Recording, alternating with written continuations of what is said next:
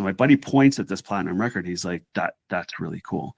And I always describe it. It was like Dominic, it was like a Yoda moment. He came up out of nowhere. He just pointed to it and he goes, everyone gets one if you stay in it long enough.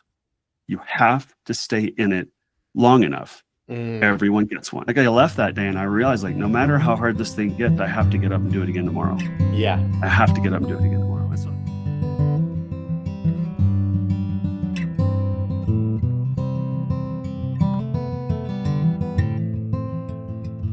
So welcome back to Vanguard Conversations, episode ? I've stopped keeping track of them. I'll probably put it on the YouTube thumbnail, but as you can see, this is so very formal the way I do this. Here with Brad Smalling, owner of Evergroove Studios in Evergreen, Colorado, an Atmos equipped studio, which is super cool. As you can see behind him, 2 of the Atmos channels, I have to assume, on those beautiful hotels. There's some up there too. Yeah. So, Brad, I'll start with the same question I start with everybody. Like, tell me about how you got into this crazy industry in which we work 3 times as hard for half the money. Like, what inspired you to get into music, and what inspired you to open up a studio in, the 21st century, where studios are not the venture they once were? Oh, it's a good question, and I'll do my very best. It's one that can get long because my path has a lot of twists and turns. It's how everybody's is I've ever talked to. So. Okay, great, good. I've tried to find a concise way to say how I got from point A to point B, and sometimes I get there pretty quick, sometimes I don't. So rather than be overly loquacious, let me see what I can figure out. I started teaching. I just started learning guitar when I was about 11 or 13, somewhere in there, and was just always kind of chasing tone. I was always, back then, you would that was early. It was like 88-ish or so. I'm about to turn 51 in November, so around 88-ish, 89, somewhere in there. Back before even, like, I remember when Guitar Centers came to Texas. I grew up in North Texas. It's like I was always the kid down at the local music shop. We would go down to Jam Music and Sound in Arlington, Texas. They're not there anymore. But we'd go in there and be like, hey, I need a pedal. What do you want? I don't know. I want my guitar to do this. And I was super into, I mean, being a young white male suburbanite, I was really into heavier music, punk, metal, all that kind of stuff. So just chasing tones, like I want to sound like James Hetfield. I want to sound like Misfits. I want to sound like, how does DRI get their tone? How's Black Flag get their tone? All this kind of stuff. And I realized I was just way more interested in tone than playing. So I was kind of curious about recording and how that went down. My first recording experience was a punk band. We were called the Beauty Mutants. All right. So about 9th grade, singing, songs like Shut Up and Give Me a Beer, and then the ballad Responsibility. I'm sure we all remember that one. No, we don't. Stuff that we thought we had it figured out, but like as all 9th graders inevitably do. Oh God, yeah. Like we had no idea, but we thought we did. Recording, and I believe the drummer's father was an Episcopalian priest, and he was kind of an audiophile. He had a 4-track reel to reel. So he built our guitarist's cab. We all kind of loaded into the living room, and he just tracked us. And it was so cool. Like, that actually turned out pretty good. And that was such a cool experience because he could immediately rewind it, hit playback, and adjust some basic levels. And we were like, oh my God, it's amazing. Yeah. So that was kind of my first intro to recording. And then I dabbled in it in college. I was in a goth band called Masquerade, right? Don't go look for us. You won't find us. But we paid Sam. It was a local Denton band called Brutal Juice. And he, right across from the college, he would record bands for like a couple $100. And he would just track you live to DAT. And so then it's this old like 1900s house that we pile into. It's kind of funny because what was the hallway was kind of his tracking, like how he would track. So I'm on one end of this hallway. The drums are all the way at the other end, and then somewhere in between are vocals and bass and everything. and so that I was like, this is pretty cool. So I was at the University of North Texas. They didn't have a recording program. I had just met Jenny, and we went up to Murfreesboro, Tennessee, and toured Middle Tennessee State University. So if I remember correctly, I applied. I was in process of going to go to recording school up there. And then life just took me in a completely different direction. I ended up in IT. Just started, buddy of mine started a software company. I needed some money, and I had taken a technical writing course because if I'm remembering this correctly, at UNT, if you were in their music program, if you took technical writing, it's substituted as a language. You didn't have to take French or Spanish or something. Oh, like that. that's awesome. Well, I took technical writing. So I took a semester or two of technical writing. And so I was writing software manuals for him. But then that led to getting, so now we're really going to show our age. Like that led to getting Windows 95 certified, and then moving into being certified as a Microsoft systems engineer. And then that took me to Memphis. So I was kind of focusing on my career, and then that took me to Northern California. There's a little town called Ukiah, about an hour and a half north of Santa Rosa. Mm-hmm. We spent a year out there, and then basically layoffs and et cetera. Jenny and I said, let's stop following jobs, and where do we want to live? So we settled in Colorado. She had history here. So we moved to Colorado, have a tech job here, start feeling comfortable. We were fortunate to get a house when we were younger. So the basement was unfinished. And so we said, hey, I want to have a quote studio. Definitely was not a studio, but we did all the things you do. We did resilient steel channel on the ceiling with double layers of drywall. Like we really made that room sound proof, but didn't sound treat. The lessons we learn along the way. Oh my gosh. And it was this weird shape, and it was so vibey. Like I was like, we went down and got like sparkly silver paint. So the walls were silver, and I don't know. It was a vibe. And just a buddy of mine was working at a place called Keyboard Exchange, who I'm still friends with today. A very good friend of mine named Ben Clock, who's an incredible songwriter and great keyboard player. And in fact, his Hammond is in our studio. He worked at Keyboard Exchange and said, let's just get you a mic and an interface and some software. So I started on Cubase, had a Rode NT1 and a M Audio Delta 1010. And we just kind of got to work just recording anyone that would let me record them, you know? So we get tired of living in this. So we had moved to Boulder. Going from Northern California to Boulder, we realized we really liked rural living. We preferred to be around trees and stuff. So we stayed in Boulder for about 2 years, and then we started looking for a place where we could like build out a spot.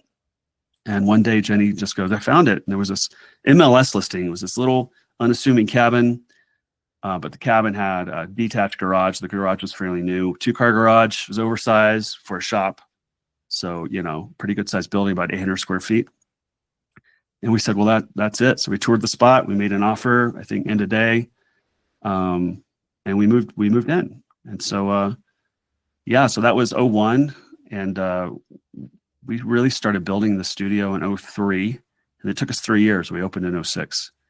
So there's a whole lot more in between there that got me to opening Evergroove, from being an electrical apprentice to working at a humane society to doing wireless internet service providers. Like, there's a lot of, I have a lot of really strange knowledge about things that I probably will never ever use again. But so we opened in 2006, and it's been slow, steady growth ever since, and at the time when we opened in 2006, this is a little funny. She talked about working 3 times as hard for half the money.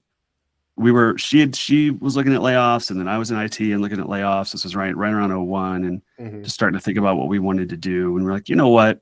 Actually, excuse me, it was closer to 2003. I said, you know what? Here's what we're going to do. We're going to open a studio, and we're going to take, this is so naive. We're going to take charge of our own financial future, and we're going to rely on artists to pay us an income. It's almost as bad as opening a mic company, dude. I know. We were just like, we're like, yeah, we're gonna have a studio. It's going to be great, and it has been. I have zero regrets. I mean, if there's anything that I would change, like looking back, there's a lot of things about business that I wish I had known, and a lot of things about myself that I wish I had known, how to handle certain situations like rejection. That's not easy when you're young and just kind of putting all you got, into something. and that you take that personally. Sometimes you take it too personally. Oh So, yeah. but yeah, fast forward, we just celebrated 18 years.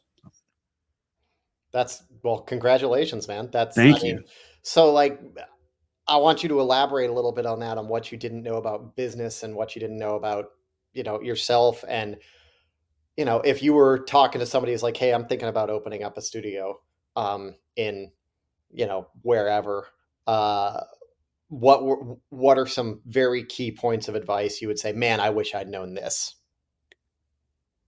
Yeah. So, Well, it doesn't need to get too that's, personal if it's too yeah, no, it's personal's fine. Like I've been pretty open on some recent podcasts just about, you know, experiences. I think it's important to kind of pull back that veil. Mhm. Um, there's a lot of anxiety that can happen. There's a lot of depression that can happen. There's a lot of those kind of things. I'm not saying that I've diagnosed or necessarily suffer from that, but being of an entrepreneurial mind and being a small business owner, and I'm sure you understand this, every day that you wake up and you have a job is a surprise. And every day at the end of the day, when you've had a bad day, maybe you had a bad day in the studio, maybe you made a bad decision, maybe you just never got the kick drum right, or whatever it is, and you fall asleep with all of this doubt in your mind, you have to have that resolve to get up and persevere the next day. Mhm. One thing that I was very fortunate to hear early on was a piece of advice from a mastering engineer that I held in very high regard named Dominic Meda. He worked at Airshow at the time. And a buddy and I, he was getting a song mastered down there with Dominic, and he called me. He's like, "Hey, do you want to come to the mastering session?" I said, "Yeah, that sounds great. I don't have anything tomorrow." So I go down there, and we're outside Dominic's door, and I think he had gotten a platinum record for Fall Out Boy album, and that platinum record was right outside his door. And so my buddy points to that platinum record. He goes, "This is really cool." And I have to preface this a little bit. So when we show up, we're right outside Dominic's door. His door's open. We see he's like 20 feet away from us, probably prepping files or whatever. Mhm. And we're being really, really quiet. So my buddy points at this platinum record. He's like, that's really cool. And I always describe this. It was like Dominic, it was like a Yoda moment. He Uh-huh. came up out of nowhere. He somehow was from got 20 feet to us without us even knowing it. And he got really serious, but then really sincere. And he just pointed to it and he goes, "Everyone gets one if you stay in it long enough. You have to stay in it long enough. Mm. Everyone gets one." And then he walked away then he turned off that. I was like, "Oh, you want some coffee?" And just did a thing. And that stuck with me. Like I left that day and I realized no matter how hard this thing gets, I have to get up and do it again tomorrow. Yeah. I have to get up and do it again tomorrow. And so that's the very first thing that I tell people is you're looking at about a 10-year run before it even starts to feel like you're okay. Mhm. This whole idea of when we opened our studio, it was like, oh, if you can get 5 years, then your business you'll be whatever. And when I got to 5, 7 became the new 5. And all Mhm. the business people are like, nope, you got to get to 7 years. You got 2 more. Like, crap, you got 2 more years. And then 7 turns into 10. And it was right around year 15 Mhm. that a business coach was like, you've been open 15 years. You can probably relax a little bit. You're probably going to be fine. And so we started to relax a bit, but you never get complacent, No. right? But Yeah. you just start to realize maybe tomorrow's going to be okay. So Yeah. the best advice I can give is do your best. Like, I wish I'd had a better plan. Like, our business plan was probably laughable if I went back and looked at it. But my wife and I did put something on paper. I think that's important. Have goals, have kind of literally a 10-year plan. This isn't a 2-year thing. It's not a 5-year thing. It's not a 7-year thing. You're looking at a 10-year run. And a lot of up and coming engineers, understandably, they don't want to hear that. And it's No. very hard to say, because I don't discourage anyone from following that dream. I just want them to have a very, very realistic expectation of what this looks like. Mhm. That makes a lot of sense. Yeah, that makes a ton of sense because, I mean, it's funny. Music has been democratized, right? Like anybody can sort of make music now, whereas it took a serious investment to record music Yeah. before that, and because of that, and because of the shrinking, it feels like the shrinking pie in terms of music payouts on the actual recorded music end of it, it does Yep. feel like everybody's scratching and clawing, for and going, where do I even fit in this mess? There's so many other engineers that know so much more than me. There's so many other musicians that are touring or recording or playing Right. better than me or whatever. So that 10-year mindset's really nice, and having hopscotch goals to get there. Of like, by this point we Mhm. want to be here, and if we don't, what's wrong and what happened and how do we adjust? And um, yeah, it's such a grind. You talked about the anxiety and depression part of running a business. I've been in therapy for 4 years, man. Like, I totally get it, and Vanguard 100% put me there without question, you know? Um, I'm so not laughing at you. I just think that's amazing. Thank you for sharing that. Yeah. it's so, like, how do you separate from, and I want to ask you this not as a rhetorical question, but like, Sure. you talked about at the end of the day, you got to get, you've got all this stuff in your brain. I didn't get the kick right. Oh, I forgot to hit record on this channel and completely screwed up, 2 hours worth of takes or what have you. Um, but you get to the end of the day and all that stuff's floating around in your brain. Like, how do you separate that? Because your studio is literally like a 20-second walk from where you sleep, which means your commute's Yeah. great, but like, you don't have that, like, you don't have a physical separation that aids the mental separation from work. So how do you, like, just mentally kind of keep life and your work in separate enough boxes that you don't go crazy, that you don't That's get burnt out, I think, is the better way to put it. that's a great question, and we've only recently solved it, and we just solved it through time. So to that, when we put in Atmos in 21, we didn't just want to install some gear and cross our fingers, kind of Mhm. build it and it will come kind of mentality. Because as great as Denver is as a music town, and Colorado has some really great studios and musicians and producers, the industry doesn't look to us for what I might call label services, recording, mixing, mastering, things like that, because they've got a million studios Mhm. on the left and right coasts, right? Yeah. Yeah. You just have that, and they just don't look to us. And so we hired a business coach. Lisa Zahia was amazing in helping me get over a hump of learning to say no. Mhm. And it took me until now do the math. It took me from we started building in 03, opened in 06. It took me until 2021 to learn how to say So no. that's 15 years before you learned how to say no. Learning to say no, because I used to really, we're going to back up a little bit. One of the things that I wish I'd learned about was, um, I don't know, it's probably some sort of uh, childhood thing, historical thing. I had a great home life. I love my parents, amazing.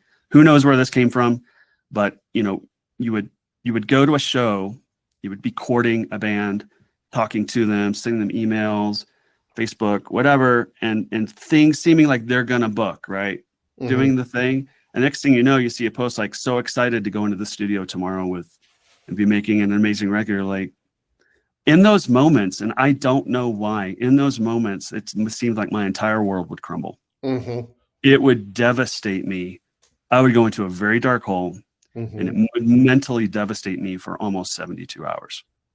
It was just like, Jenny has heard me say it so many times. I'm like, what am I doing with my life? It's all over. I should go back to IT. I'm making this hard on us. Add the stress of coming from a really great salary to just making less than minimum wage just Mhm. to make this thing go. Like, I'm screwing up our life, like all of this kind of stuff. And Lisa taught me that when a band does that, she goes, it is a blessing for you. It's a gift because that band doesn't, and it's fine. They've chosen, maybe they've chosen this, like if they were working, like talking to you and things were sounding good, then they chose a studio that's either easier or it's cheaper or there's something about it. It's like they don't want to work with you, and Mhm. that's okay because they have left a door open for the band, the artist, the producer that does want to work with you, that wants what you do, that wants Mhm. what Evergroove does. Yep. And once I started to lean into that and adopt that, and we started saying no pretty hard. We had some projects that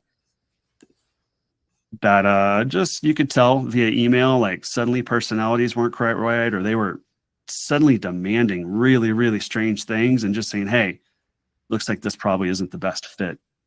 We wish you the best in your project. I remember the first time that I really actively did that. And then you're walking away from thousands of dollars of income, right? And you're like, I have to make money. I have to make money. That turned out to be a great decision, because then another project moved in that was it was a bigger project. It was better income. It was better music. Like, it was just better for us. It was a band that really wanted to be here.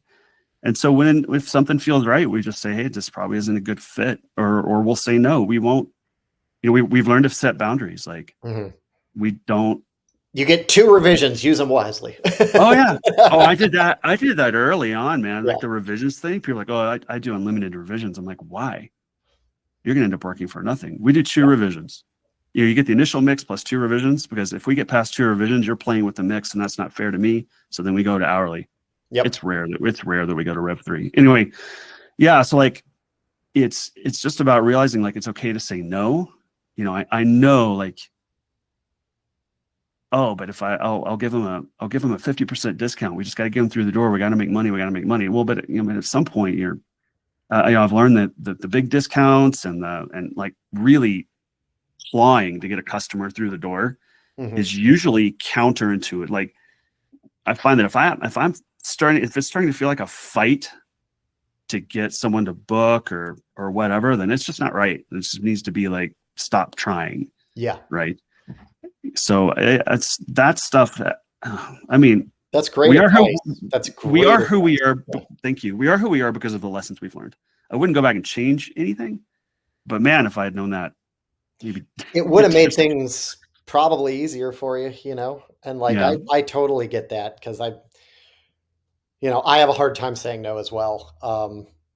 And also, like, for me, I like for mic repair stuff, people like, can you fix my Rode NT1 or whatever? Well, I'm like, I've had to learn, like, okay, I can, but you could buy a brand new one for like 2 of my hours. I mean, yeah. So like, I hate broken things, and I just want to fix it and be like, yeah, I'll do $20 an hour for you or whatever. There's like some part of me, like, it makes my teeth itchy to realize that something out there is broken, but I can't do that. That's not, like, I have a business to run. I have a side hustle fixing mics. I have, a wife, and work with foster dogs, and I'm on the board for my Travel Limited chapter. Like, I have 24 hours in a day, and that's your most valuable asset. Yeah. Your time. And so when you commit to a project that's paying you less or being a pain in the ass or whatever, they're taking your most valuable asset, and you're selling them less. So that's a great lesson for anybody. Changing gears a little bit, like, you went to Atmos, you said, in 2021. I did. What kind of prompted you on that? Like, what made you say, I'm going to spend whatever, 10 grand on monitors? That's a very kind estimate. It was north of that. That's for sure. But shout out to Focal and PMT Audio. They were very helpful. Did you work with Sammy and Charlene, or because was Sammy at Vocal at that time, or no? No, I worked directly with Josh. Okay. Josh Estock. Sorry, Josh, for getting that wrong.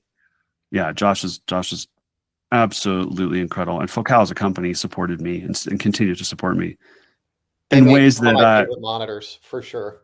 Well, and they're not to blow sunshine, but Focal and Vanguard, best customer service, period. Like, y'all just get it right. You really do. I appreciate that. It's fantastic. Okay. I went to regardless of how long I've been doing this, I finally went to my first NAMM in 2020, just before the big shutdown. I'm surprised I didn't get absolutely deathly. That might have been when we first met, actually. It is. I remember the Vanguard booth at NAMM 2020, because there was something about your booth, there was something about your mics, which is why I pursued y'all about a year later. I think it was maybe 6 months later. I don't remember exactly, but I heard Atmos there.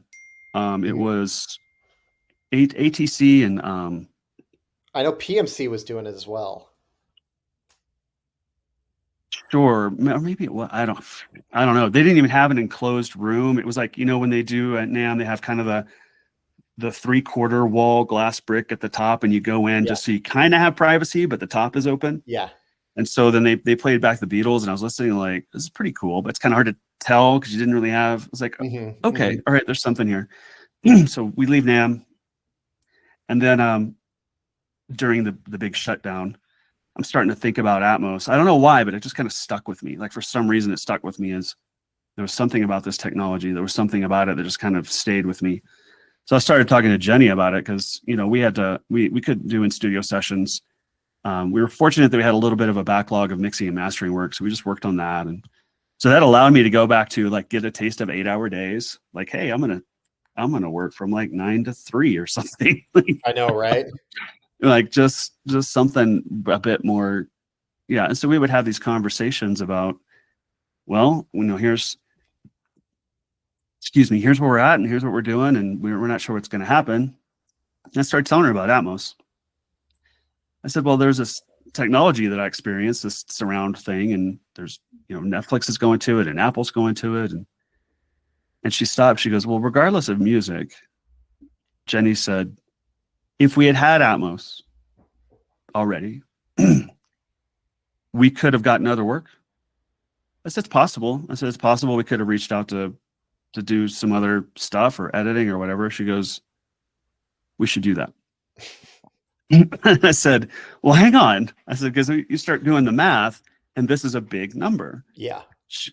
Jenny is, when she gets an intuition, 99% of the time it's right. And a lot of Evergroove's success has been her intuition, us actually talking about it. And there's been plenty of things she said, I don't think we should, that she disagree. And then you say, yeah, okay. And then it turns out she was right. We shouldn't do that. But she said we should do that, put together a budget. I'm like, all right. So I started putting together a budget. I said, it's starting to look like this much money. And she's just like, we'll figure it out. Okay. All right. Next thing you know, I'm on a call with, everything just really came together. Next thing you know, I'm on a call with Tick at PMT Audio, our local dealer. And then he gets me on the phone with Josh. We're talking to Josh, and we're talking about speakers. He's like, oh, you're with your room, you're probably looking at this. I'm like, okay. And then I just said, you know, I had to, because at that point I'm like, well, if we're outfitting this level of speaker, and we're going focal, like surely we can work something out. And he was like, yeah, I bet we could probably do like an artist endorsement. He's like, you want to be a focal artist? I'm like, of course I do. Of course.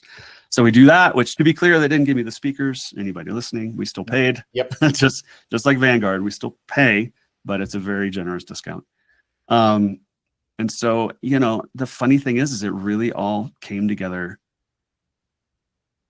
And I'm not even sure how, because honestly, we didn't have that money in the account. We had about a third of it in a savings account, but like sessions would happen and it would be just enough to kind of get to the next stage. And it was almost like back when we were building the studio, because we paid cash. We would work and save us some money. Be all right as you're flying it. Yeah. Yeah. It's like, all right, now we can. But I knew I needed to have all the parts in place because we were going to shut down for a month to do our retrofit. And it would just be like, at one point we just had the live room. We didn't have sessions in the live room. It was just packed full of boxes. But so I installed Atmos without even working in it. It was 100% on a hunch, just a business hunch that Jenny and I started talking about.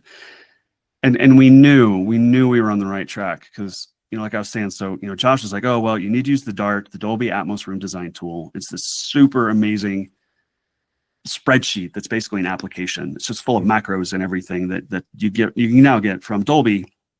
And you plug in your room dimensions. It tells you where to put your speakers. You put your speaker model in. It tells you if you're going to be Dolby compliant for certain SPL levels and certain calibration levels. But at the time, the DART wasn't accessible to the public. Oh, you had to hire an integrator. Which, okay, so we were starting to talk to an integrator. And then one day I just searched Google for Dolby DART and a link came up and I downloaded it. I was like, oh, am I supposed to have this? So I wrote to Josh. I'm like, is this the DART? This mysterious document? He goes, that's it. Where did you get that? I said, kid, do you see this link? Because I think they just made Google. I think they made it public, and they made it public that month. Oh. So that day I stayed up until 2:30, 3 o'clock in the morning working on my room. And by the next day I had my DART figured out. That's awesome. So everything just, and then like people volunteered their time to help us build this thing. I had an engineer friend who just happened to need some extra money. So I hired him for a month. Like, hey, can I just pay you? and his family had construction experience. He'd been building stuff since he was like 10. So he came in and we tore the entire control room apart and completely rebuilt the control room and put in Atmos. And I remember like we checked continuity and all the cabling, and we did a quick pink noise and all the speakers, and then we just hit like play on Apple Music. And I had never heard Atmos then in a controlled environment. Mm-hmm. We hadn't calibrated monitors, we hadn't volume like time aligned anything, and I cried. My jaw hit the freaking floor, and mostly out of relief, just like, oh my God, it worked. Mm-hmm. It works. We just spent an insane amount of money. We DIY'd this. I mean, yeah. It was really, and so then That's we just cool. What was the first song you listened to? Do you remember? The very first song we listened to was the one that everybody listens to, and it's Rocket Man. You know, it's the benchmark. That's the one I heard as well. It's the benchmark. The slide guitars coming around. They go up and over. Yeah, they do the thing. Gosh. It was Rocket Man, and it was just completely unbelievable. Yep. Absolutely. And then we just went into spatial audio, the catalog, and then the catalog on Apple was a lot smaller. Was a lot of pop and stuff, which was great. Listened to a lot of Dua Lipa. That's a great album. We love Dua here, and then Billie Eilish, and then some of the classics too, Fleetwood Mac and Elton John, and then it's just been a whirlwind. So Jenny had the intuition, you went for it.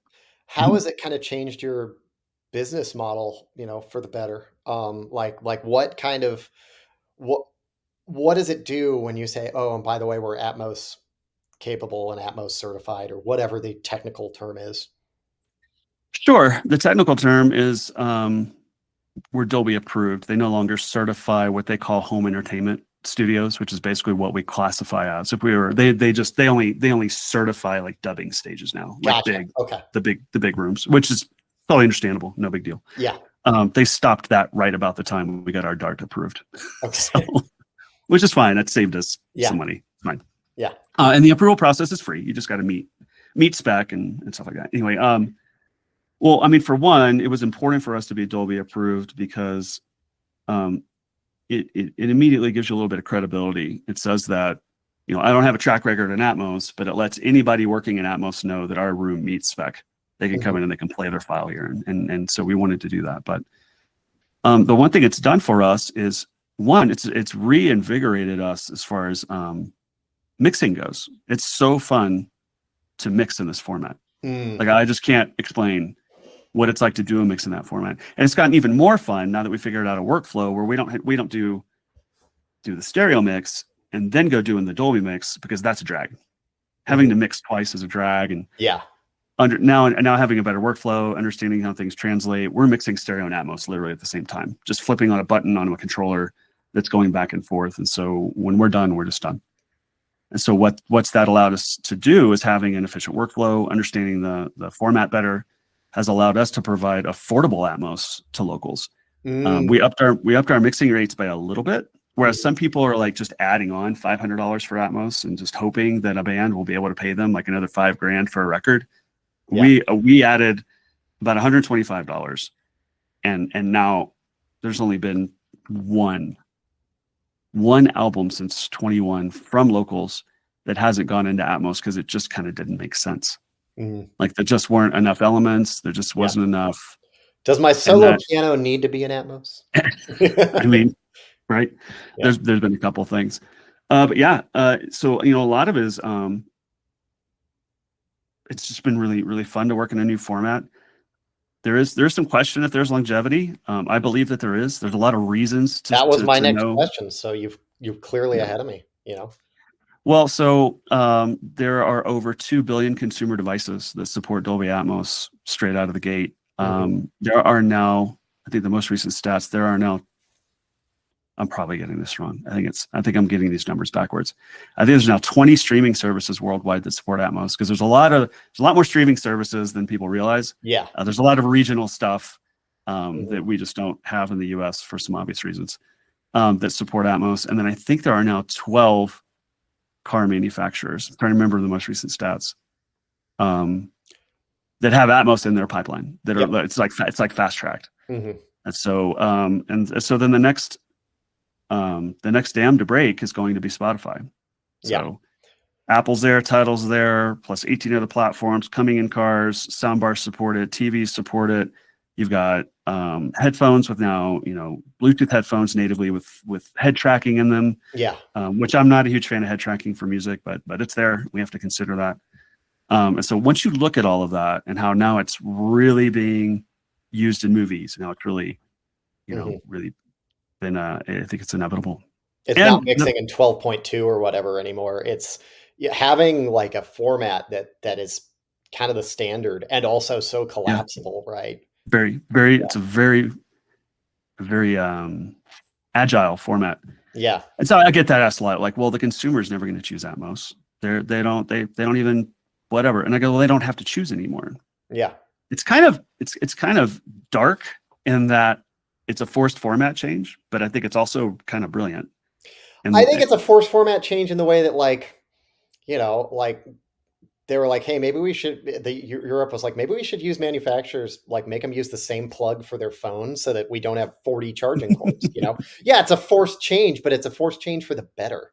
it's a Like good one. Yeah. imagine if it was like, yeah, you can drive on the left or right side of the road. Oh, maybe we should make everybody drive on the right side of the road. Like of course it's a forced change. That's not nanny state nonsense. That's like, that's like, oh, we should probably do this as a society so we don't kill each other. Yeah, exactly. Because it's for the better. And I think having a standard and having it be so agile, like you talked about, is the key to its success. Because if it was, oh, by the way, and you have to do 5 different mixes, great for post houses, terrible Sure. for format having longevity. Sure, absolutely. And so with the consumer now, like, they can, if they want to, they can buy Dark Side yet again on Blu-ray and have a 5.1 mix and an Atmos mix. And for those that really want to not stream it and hear it straight off of a Blu-ray disc, you can do that. Mm-hmm. But now if the consumer wants to, they just hit play. Yeah. Hop into Apple Music and hit play. Spotify, I can only assume that's coming soon. If you're listening on your AirPods or on your fancy pants system. Yeah. So, we went through the whole surround thing. Like when we had that house in Boulder and we built out the basement, like half of it was my kind of music/studio space. The other half was because I got into surround a little early. I had kind of a fascination for it. We set up a 5.1 rig down there. And like you'd have to buy the new version and then like sit down in your listening room. Now we have a Sonos Arc that sounds great and 2 ERA 300s from Sonos that are behind us. And those all time align themselves and talk. And then first thing we did, like we put that in and like I put on some mixes that I was working on because it'll play MP4s, which is super cool. So I'm listening going, okay, I hear how this translates. Is it like being in the studio? No. Is it still immersive? Yes, it is. Yeah. And things are translating well. And then we watched Dune, which was this easy, quote, 3-speaker setup doing this speaker virtualization that sounded incredible. Yeah. So we're like, this is great. And now, so we get Google pings. I really encourage people to do this. So Google will send us an update anytime there's Dolby Atmos, spatial audio, or immersive audio. And now a company and this isn't necessarily new as far as sending technology or a different format over power lines, because they've done networking over power. Like in my previous life, I had a short experience with that. They're now doing audio over power lines. I just saw a company that announced for like, you'll be able to just plug into the wall and it's going to send audio over the power lines. So this whole idea of like wiring your house and doing all this, like it is becoming so easy for the consumer that the products that they're going to buy are simply going to support it. Yeah. And they're not going to have to do anything and they get a better experience. I think that's genius. Also, audio over power lines. I'm like, okay, so the 60 hertz notch filter is the first thing I'm thinking. That's right. I'm sure it's some sort of something magic. I'm sure there's an ADDA in there somewhere to keep it. I mean, there's got to be some magic going on digitally because otherwise, why do I have that? Why does it sound like my guitar's plugged in next to the light bulb? So that's fantastic that just hit. I mean, then you can have it all over your house. You can just have, it's really blowing me away. As a mic guy, because I'm a mic guy, right? And Atmos, everybody thinks of Atmos, they think of the speaker cost, right? Like, how does it affect how you think about miking? Does it affect it at all? That's a good question. Yeah, absolutely. That's a good question. For a year, I've been saying we a lot. So my colleague here at Evergroove is Athena, and she's Yeah. now been with us full time for about 2 years. We thought we had to mic things differently. We've tried a ton of stuff, like Mhm. a bunch of mics in the rooms, miking a vocalist with 3 microphones, because we're like, okay, how do we get a vocal nice and big on the front wall? Mhm. We tried like, a large diaphragm, V13, like right in front of the speaker, the singer, and then where the left and rights are, Mhm. a couple V1s to mimic Interesting. that LCR, right? Mhm. And excuse me, that doesn't work like you think. Mhm. It just kind of didn't do what we thought it was going to do. Like the vocal still sounded better with just a single microphone. Like more mics, more problems. We have Don't you dare! I'm editing that out.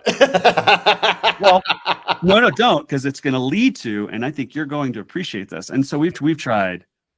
We're going to have all these other mics. So the best use is all the different mics that we use on drums now, like close overheads, high overheads, Mhm. near, mid, and far rooms, like that you can fold into the room and it makes way more sense, Yeah. right? Or now like you're doing a guitar solo, so you've got a close mic on the cab, maybe put one farther away. That kind of stuff makes sense, but all it's doing is allowing what we've done for forever to make more sense in mixing now.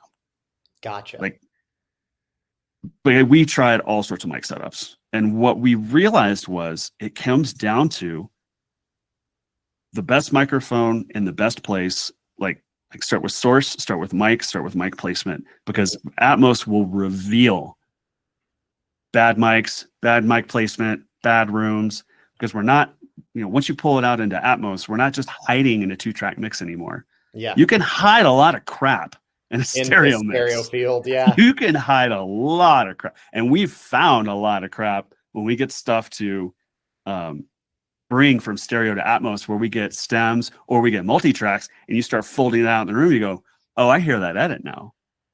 Now that this guitar is Because it's got the separation, so suddenly correct. that edit that you could totally hide in the stereo mix is clear as day, and you So hear that now clip. then Interesting. it's our job to go into audio forensics. Like, can we correct that edit? Can we grab that from somewhere else? Because Mhm. we have to do right by the artist. They don't hear that in the 2-track, so we can't let them hear that in the Atmos mix. Yeah, yeah. So really, people ask us this a lot. Well, how many mics are you using now in vocals, and how are you doing this? It's like mic placement now, mic choice and mic placement matters. So, I mean, it's always mattered, but once you dive into Atmos, it matters so much more. You can't Yeah. just be lazy with that at all. That's so interesting, and I love it. Like, it reminds me of, like, when I was doing more engineering and you do, like, a stripped down song that was, like, acoustic and vocal, and you're like, "Oh, I Mhm. have to be so much more careful with my edits. The vocals and the guitar have to be so much cleaner Yep. and more pristine because there's nowhere for them to hide." Yep. Or, like, when TVs went to, like, 4K and 120 frame rate, and you're like, "Why does everything look like a soap opera now?" Like, it I made know makeup everything was more super challenging, and weird. it made Yeah. VFX more challenging because Yep. you couldn't hide it with a lower res, and Nope. that's so fascinating to me. That's really, really interesting. So we'll get bands that are like, well, we want to do drums with you, but then for budget reasons, we're going to record guitars at home and we'll do vocals back with you or whatever. So this is back and forth. You just tell them, all right,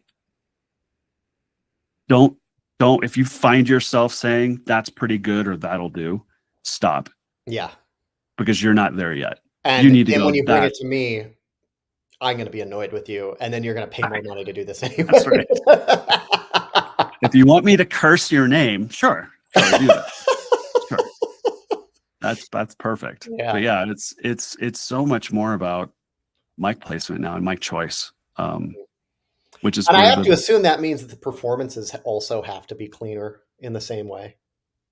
I mean, you can, they do. So like, doubled guitars, Mhm. say doing a heavy, like there's this misconception that you can't do heavy music in Atmos. We disagree. We're working on some stuff that's coming out soon that I don't think I can announce yet, but pretty heavy gent band, like, and we put them into Atmos and like that sounds great, but it's also, they're so tight and it's so edited that Yeah. like you really, so when you do that in a 2-track and it's against the Mhm. wall and then you've got maybe the guitar's a little off, and the wash of the cymbals kind of cover that a little bit, and then there's the bass, maybe the bass is a little bit off too, so everything's just kind of working. And that's music, right? It shouldn't be. We're not trying to be computers, but and that's music and that works. But then once you pull those guitars into the room a little bit, and maybe those guitarists are now kind of right in front of you, but left and right, I'm pointing like anyone can see, but to the sides of me. Then if that guitar is slightly off, you're like, oh, that person doesn't know their part. Yeah. It suddenly becomes more obvious. So to that, we're leaning on artists even harder. Do it again, and here's why. But we can tell them why, and we can play it for them. What has changed though is production. So whereas you might double track your guitars, let's just keep going with heavy music for a second. Double track your guitars.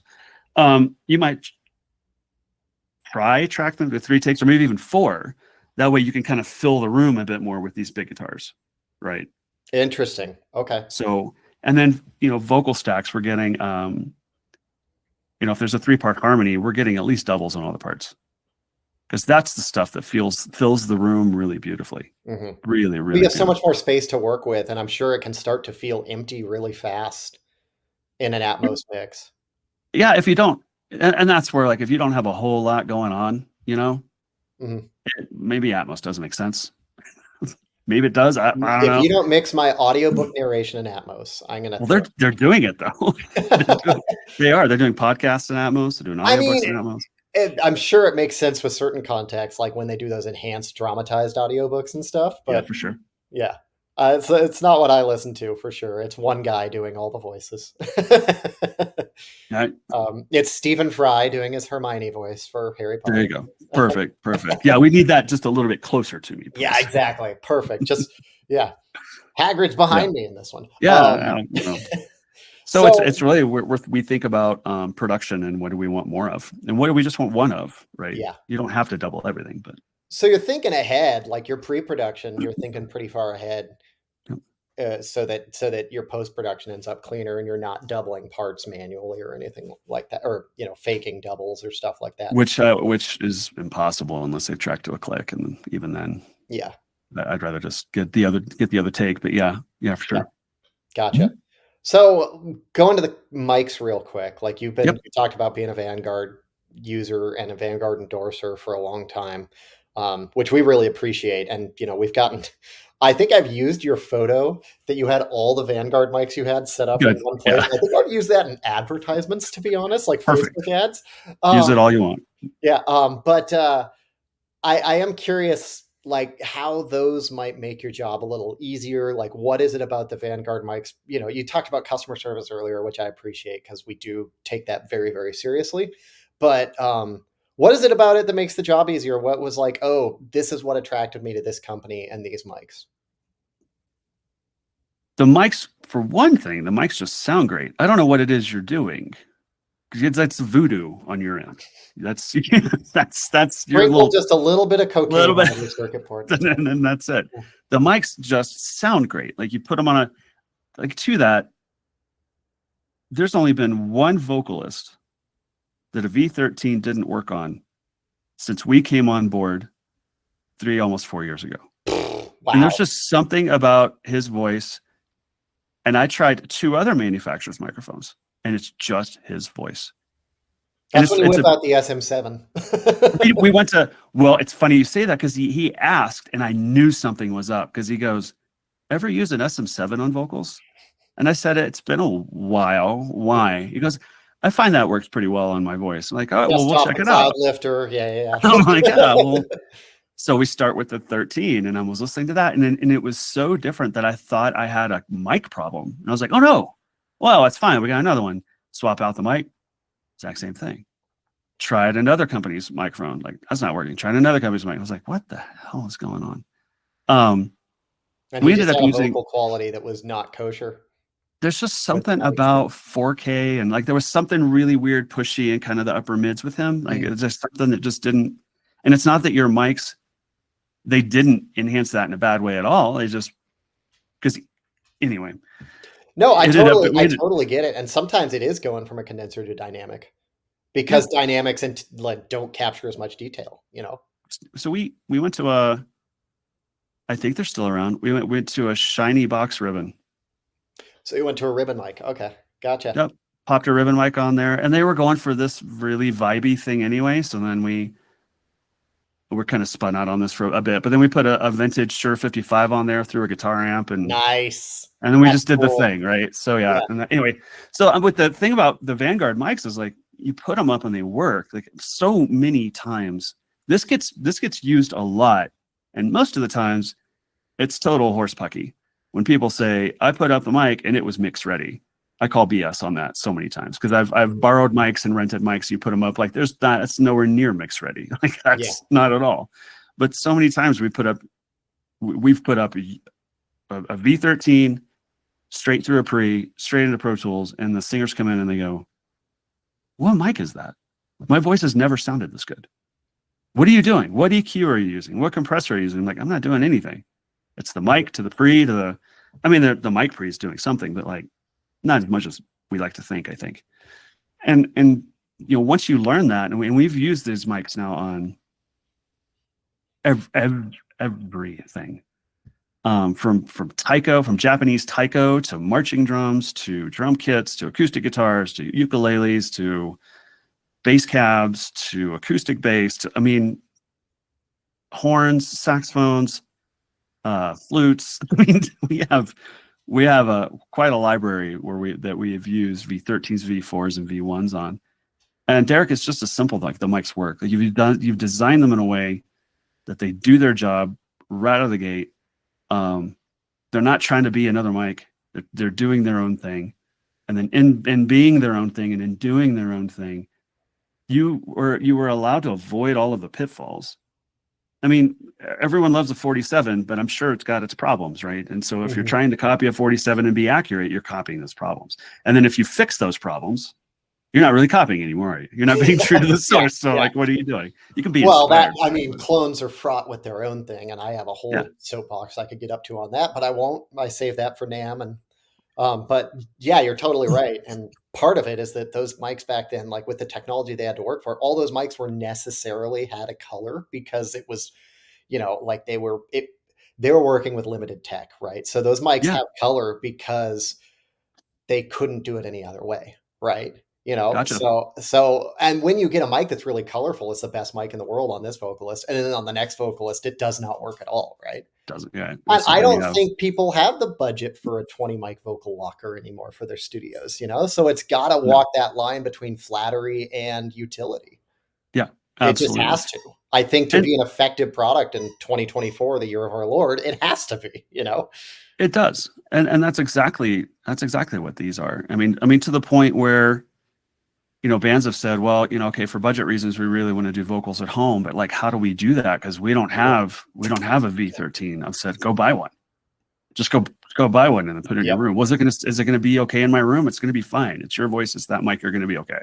Yeah. I mean, we do have to consider the room, but so I mean, if you hear any squeaking, by the way, it's my dog picked up her squeaky toy, as she usually does around this point of any interview. That's perfect. Yeah, there's always an animal appearance by audio or video at some point, and I think in every one of these. So perfect. Yeah. We had dogs for a while. Now we have 2 cats. And if the door was open, Orion would probably. Judd was telling me that the cats were trying to steal his bed while he was there. Oh yeah. They're in charge for sure. But I know how is it, or what is it? Let me ask you a question as a designer, because I don't often get to ask these questions. Yeah. Like how do you tailor a mic like that? Like what? Let's start with the V13. Like what is it? And don't give anything away, but what is it about the top end that isn't brittle and like harsh like you get and overexcited? And then what is it about that kind of mid range that just sits really well? Like it's not super honky or boxy. Like how do you do that? Trial and error, a lot of it, right? Like so much of it when we started. Ken and we sat down, we're like, what do we like about certain mics? And the 251 is just legendary for that Goldilocks top end. And we're like, how do we get that in our mic? But then the 251 also had like no bottom end, right? None at all. Like they intentionally rolled it off for that tiny transformer. So we didn't want to just clone a 251, but we wanted that top end. And also the 251 did a lot of the top end trickery through like components, and we're like, what if we just bake it into the capsule so there's less, distortion and artifacts involved from components, right? And then we're like, what is it about certain mics that they sit well in a mix? They aren't like, they don't have this weird mid-range timbre. But then when you compare it to the next mic, they sound like they're 2 dB louder in terms of intelligibility. And what are those frequencies? And how do we hit those frequencies and not get the 2K or 1K like that honkiness? Yeah. But then get like the 3.5K like intelligibility boost, Yep. So and then from there, it's like, what do we like about the bottom end of certain mics? So part of it was identifying certain things about certain mics and saying, how do we bake that into our mics?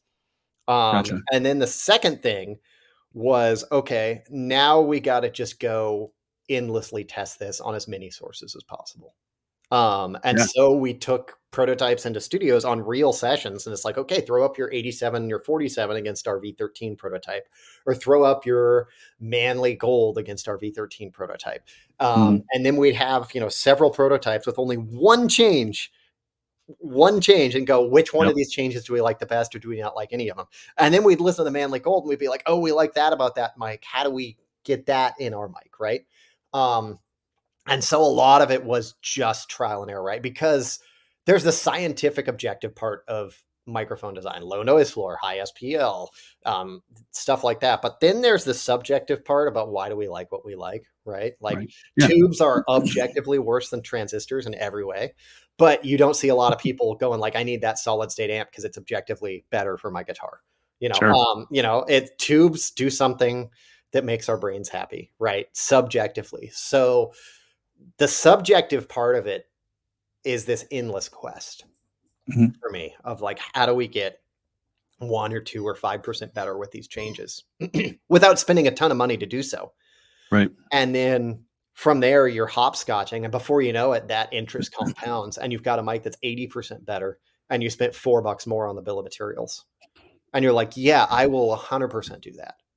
Ken always from the beginning, he's like, it's not about cost cutting. It's about if we have to spend $1 more to make it 5% better or 10% better, can we do that? But if we're going to spend $30 more, which translates to $120 for the end user, that's not an acceptable thing, right? It has to be value in terms of what we're offering. And there's a point of diminishing returns, right? Like I could put Bin's CK12 capsule on all of our mics and they would sound very different, but they'd sound fantastic. But those capsules cost me an insane amount of money. You're talking about every single microphone going up by $1,000 or $2,000, which to the blue collar, hardworking studio people, the people that are in the trenches every day, that's a big jump. Yeah, that's a huge jump. And we want our mics to be as accessible to as many people as possible. So it was this constant balancing act of like, we don't want it to be too colorful and also just using it on guitars, all these different acoustic guitars, different pianos, different voices, different, string sessions and whatever. And because that, this piano might sound gorgeous on the mic, but then this piano highlights a deficiency that we had that we didn't know about. Right. So, so much of it was just exhaustive testing. And for 3 years of my life, I was going into the studio at least once a week and then just sitting and listening to the same phrase again and again and again.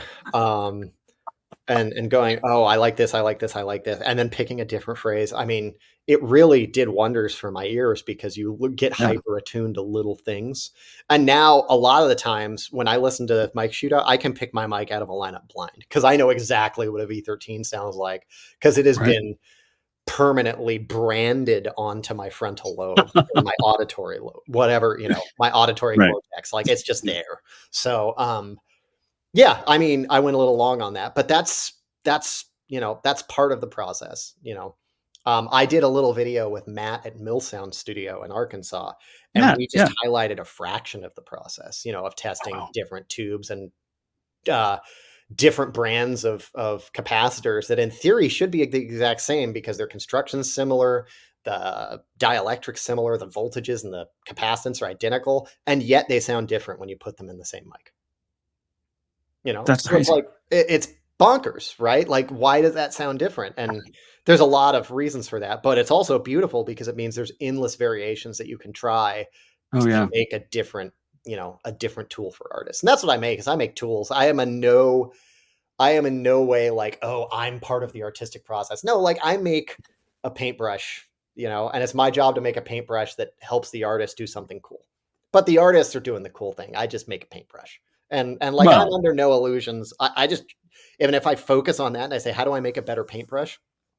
That usually yields a better result than how do I make my paintbrush cost less for me so I can make more money? Or how do I oh, make sure. my paintbrush, um, have like sex appeal, like in marketing to, Right. how do I make my paintbrush seem like it's this other paintbrush from 70 years ago, even though it's not, so that people buy more of them? Like Right. if you come at it from that angle, sure, it's probably good business, but I'd be bored and I'd not have a very clean conscience. So I choose to do it my way and make very little money.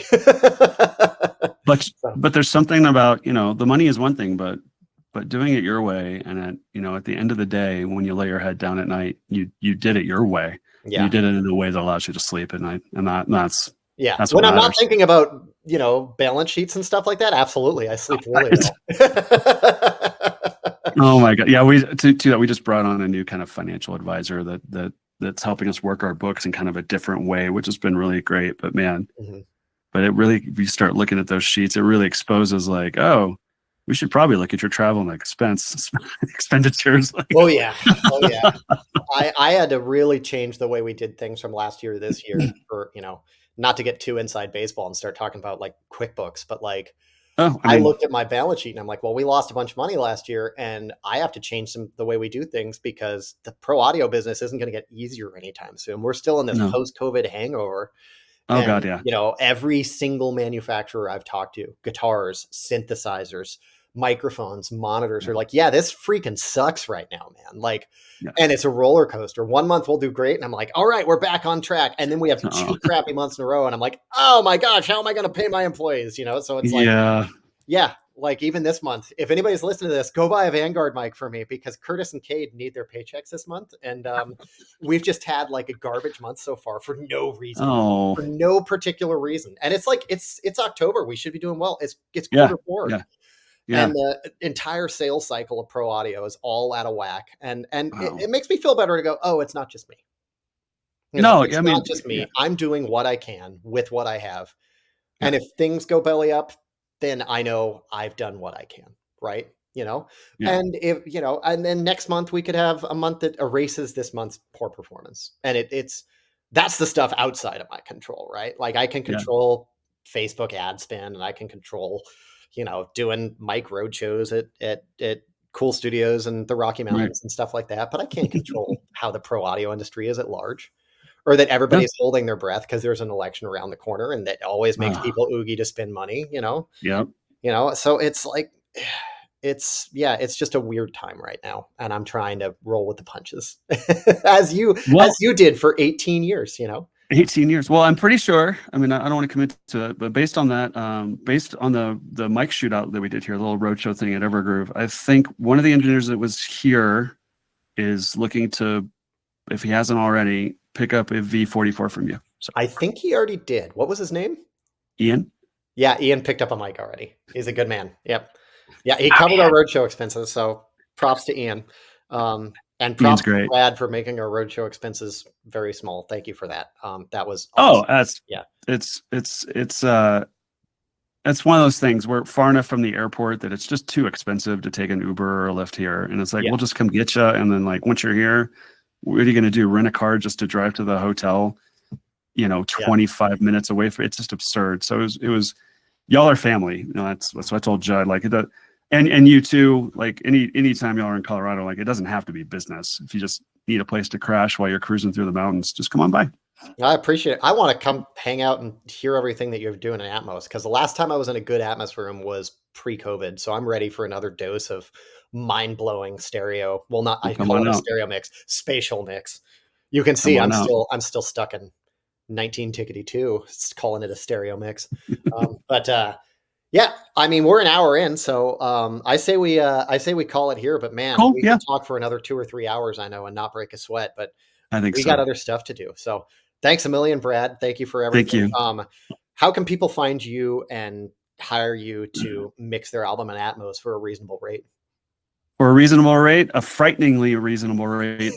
The easiest thing to do is so that the whole team sees it is send an email to booking. That's booking at evergroove.com, or go to evergroove.com and fill out a form, or DM us on Insta, Facebook, whatever. We are the easiest business to find and the easiest business to contact. We're out there. And if you want to write me directly, Brad at evergroove.com. All right, guys, you heard. It's that We'll simple. forward all your spam emails from now That's on. it. Yeah. That's it. Well, Hit me thanks with it. everybody. We'll see you next month.